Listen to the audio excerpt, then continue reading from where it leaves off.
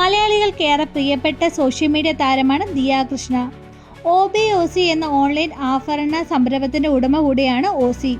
സ്ഥാപനത്തിലൂടെ ആഭരണങ്ങളും സാരികളുമാണ് ഇവിടെ വിൽക്കപ്പെടുന്നത്.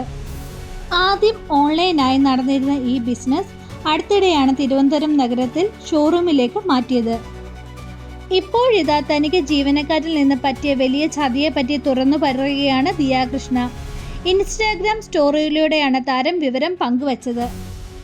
OBOC എന്ന തൻ്റെ ഓൺലൈൻ സ്റ്റോർ സ്ഥാപനത്തിൻ്റെ ജീവനക്കാർക്കെതിരെയാണ് ദിയ കൃഷ്ണ സാമ്പത്തിക തട്ടിപ്പ് ആരോപണം നടത്തിയിരിക്കുന്നത്. പേയ്മെൻ്റായി ബന്ധപ്പെട്ട് വലിയ തട്ടിപ്പ് നടന്നെന്നാണ് പരാതി. തൻ്റെ സ്ഥാപനത്തിൽ പ്രവർത്തിച്ചുകൊണ്ടിരുന്ന മുൻ ജീവനക്കാരിൽ നിന്നാണ് ഈ ദുരവസ്ഥ തനിക്ക് ലഭിച്ചത്. മുൻ ജീവനക്കാരായ വിനിത ജൂലിയസ്, ദിവ്യ ഫ്രാൻസിസ്, രേണു എന്നിവർ 1 വർഷത്തോളം തട്ടിപ്പ് നടത്തിയിരുന്നുവെന്നും ഇപ്പോഴാണ് താൻ അത് അറിയുന്നതെന്നും ദിയ കൃഷ്ണ പറയുന്നു. OBOC എന്ന തൻ്റെ ഓൺലൈൻ ഓഫ്ലൈൻ സ്ഥാപനത്തിൽ യഥാർത്ഥ പേയ്മെൻറ്റ് സ്കാനറിന് പകരം ജീവനക്കാരുകൾ തൻ്റെ സ്വന്തം നമ്പറുകൾ നൽകിയെന്നാണ് ദിയ പറയുന്നത്.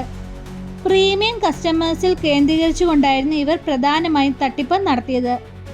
ഒരാളിൽ നിന്നും 50,000 രൂപ വരെ ഇവർ തട്ടിയെടുത്തിട്ടുണ്ട്. നിരവധി കസ്റ്റമേഴ്സിനെയും തന്നെയും ഇവർ ഇത്തരത്തിൽ പറ്റിച്ചിട്ടുണ്ട്. സ്കാനർ വർക്ക് ആകുന്നില്ല എന്ന് പറഞ്ഞുകൊണ്ടാണ് ഇവർ സാധനങ്ങൾ വാങ്ങിയവരോട് തങ്ങളുടെ നമ്പർ പണം അയക്കുവാൻ ആവശ്യപ്പെട്ടത്, ദിയ പറയുന്നു.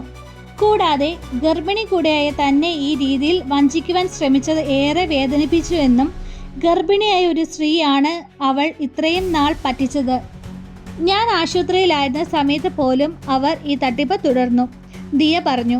ഈ സംഭവത്തിൽ പശ്ചാത്തലത്തിൽ ജാഗ്രത എന്നവണ്ണം മുൻ ജീവനക്കാർ യഥാർത്ഥ QR കോഡിന് പകരം സ്വന്തം നമ്പറുകൾ നൽകുന്നുവെന്ന് എല്ലാവരും ജാഗ്രത പാലിക്കണമെന്നും ഒരു സ്റ്റോറി ദിയ കൃഷ്ണ പങ്കുവച്ചിരുന്നു.